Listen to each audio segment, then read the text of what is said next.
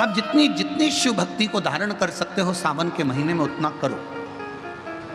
और मेरा निवेदन सभी मेरी जीजियों से, मेरे जीजाओं से, मेरी बेटियों से, बेटाओं से, मेरी माताओं से, श्रावण के महीने के जितने सोमवार रहें, प्रत्येक सोमवार को शंकर जी का अगर मंदिर जा सको तो ठीक है, ना जा सको तो शिखर का दर्शन, और वो भी ना कर सको तो अपने घर में जो शिवलिंग है उस पर 3 बार, 3 छोटा सा लोटा ले लो, बड़ा लोटा ले लो, कैसा भी 3 बार शिव जी का नाम लेकर 3 बार जल को अवश्य चढ़ाओ। जितने सोमवार पड़े श्रावण के महीने में आप 3 बार, भले 1 लोटा जल है उसी को रोक रोक कर 3 बार चढ़ा दो, पर 3 बार चढ़ाओ।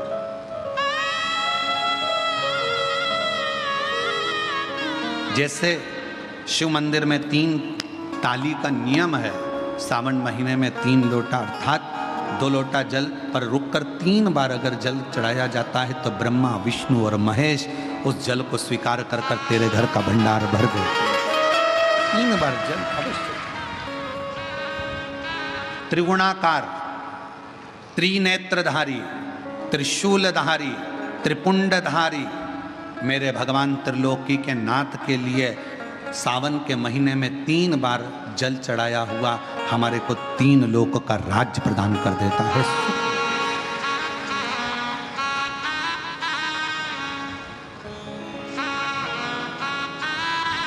गुरुजी, इसका कहीं प्रमाण मिलेगा? क्यों नहीं मिलेगा? सुशीला की कथा का स्मरण करिएगा। सुदामा जी, ब्राह्मण सुदामा जी भगवान की अविरल भक्ति में डूबे रहते थे। सुशीला सुदामा जी की धर्म पत्नी भगवान की शिव की भक्ति में डूबी रहती थी, शिव की आराधना। कई लोगों ने कहा कि सुदामा जी की जो पत्नी थी बड़ी गुस्सेल थी, बहुत क्रोध करने वाली थी, गुस्सा करने वाली थी। सुदामा जी की पत्नी बहुत गुस्सा करती थी। सुदामा जी पंडित जी थे, ब्राह्मण थे और उनकी पत्नी ऐसी थी? नहीं। कई लोगों ने पंडित जी की पत्नी को बड़ा वैसा समझ रखा रहता है कि बहुत गुस्से वाली होती है, बहुत क्रोध वाली होती है। ऐसा नहीं। सुदामा जी की पत्नी, हाँ, सुदामा जी की पत्नी एक बात जरूर कहती थी। क्या? जाओ द्वारकाधीश के दरवाजे पर जाओ। तो कहती है।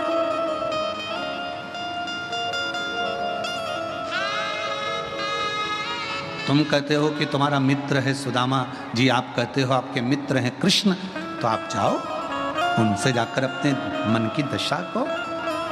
तो सुदामा जी की पत्नी कोई बुरा तो नहीं कर रही है अगर द्वारकाधीश के पास भेज रही है तो? तुम सबसे तो अच्छी है सुदामा जी की पत्नी। तुम तो अपने पति से रोज सुबह से उठते से कहती है जाओ दूध की थैली ले आओ, जाओ सब्जी ले आओ, जाओ ब्रेड का पैकेट ले आओ, जाओ ये सामान ले आओ।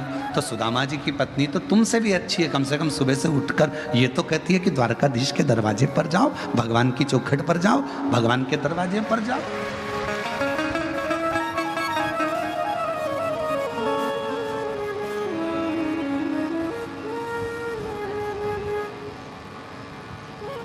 आज एक श्रम करो, पूरी मेहनत करने के बाद जब एग्जाम देने के लिए या किसी कंपटीशन एग्जाम में बैठ रहे हो तो एक बेलपत्र के बीच वाली पत्ती पर शहद लगाकर शिव को लगाकर फिर जाओ। ये शंकर के शिवलिंग पर लगाकर क्यों? क्योंकि ये संवाद कर रहा है कि पार्वती जी कंठ पर बैठी हैं, विष को नीचे नहीं उतरने दे रही हैं। नंदी ने एक बेलपत्र शिव के कंठ पर लगा दी। विषम परिस्थिति से निपटने के लिए शिव ने अपने नेत्र खोल लिए।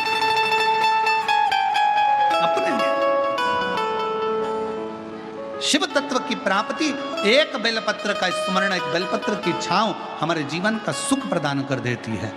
आगे 16 अगस्त को प्रदोष की दिन सुबह 9 बजे की कावड़ सीहोर सीवन नदी से चलकर कुबेरेश्वर धाम जाएगी, जिसमें आप सब बाबा से अपनी कामना कर कर कावड़ भरने के लिए जरूर आएँ। अपने साथ एक डंडा, बांबू, 2 लोटे और भाव से केसरिया वस्त्र पहनकर सब साथ में आए। भगवान शिव का भजन करें, स्मरण करें। 12 जुलाई से 18 जुलाई तक कोरबा छत्तीसगढ़ में शिव महापुराण की कथा 1 बजे से 4 बजे तक रहेगी।